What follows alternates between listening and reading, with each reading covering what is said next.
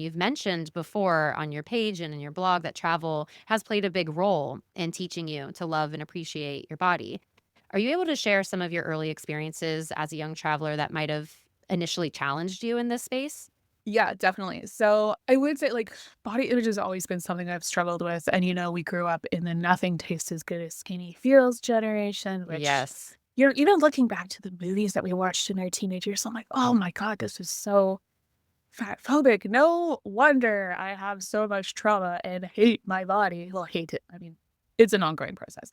But yeah, so when I started travel, like I, as a person, I love the water. I grew up with a family cottage on the lake. I love swimming. I love all of that. Hated swimsuits, hated having to shop for swimsuits, being seen as swimsuit, all of that. So traveling solo when I started in the off seasons, I would travel to destinations where, there were no beaches, places where cities where I could stay covered up and I wouldn't have to be seen in swimwear, which was great for a lot of reasons because, I got to see a lot of cool places, but at the same time, like, it wasn't really me, like, I wanted to go to the beaches, but I didn't feel comfortable ever going to those beaches. So, I would say, like, the big thing is 2015, I decided I'd been, like, traveling through Europe for a few years at that point, and I decided I really wanted to go to Southeast Asia, which was scary, most scary because I had heard from other female travelers there's, like, a lot of fat shaming that happened there, and I was like, "I don't know if I'm ready for this, but I wanna give it a try."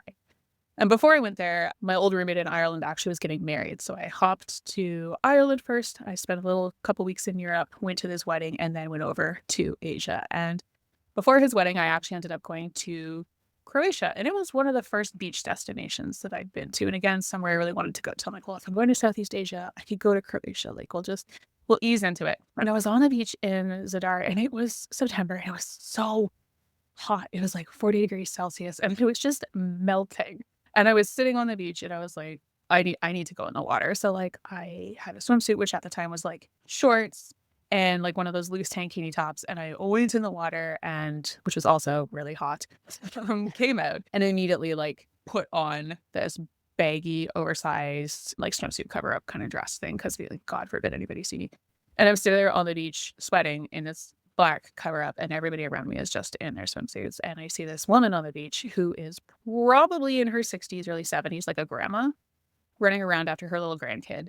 And she's wearing a bikini. She's in her 70s. She's had kids, whatever. She has not the most toned body. She's curvier and nobody cared. And she didn't care. And she just looked amazing having this fun time with her grandson on her beach, living her best life. And that's kind of when it just kind of like clicked for me. I was like, the only reason I look ridiculous on this beach right now is not because of my size. It's because of what I'm wearing, because it's so hot and I'm sitting here covered up.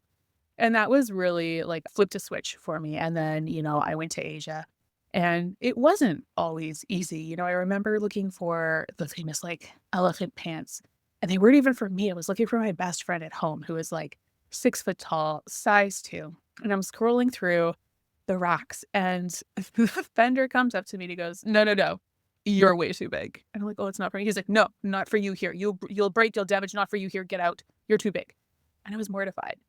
But at the same time, then I go to Vietnam and I went to some of like the tailors where they custom make clothing and they're like, "Oh my God, your curves, blah, blah, blah." So it was just like there were some bad experiences, but there were also some like feel good experiences. And I just went with the flow. And, I'd hike the rice paddies in Vietnam and I went to Myanmar to Bagan. At that time, you could climb the temples. And I was like climbing up the temples with everybody, doing my thing. And I learned how to scuba dive. And I'm like, my body's letting me do all of these amazing, incredible things and giving me all these unreal memories. Why do I hate it so much? So that for me was when things really started to turn around.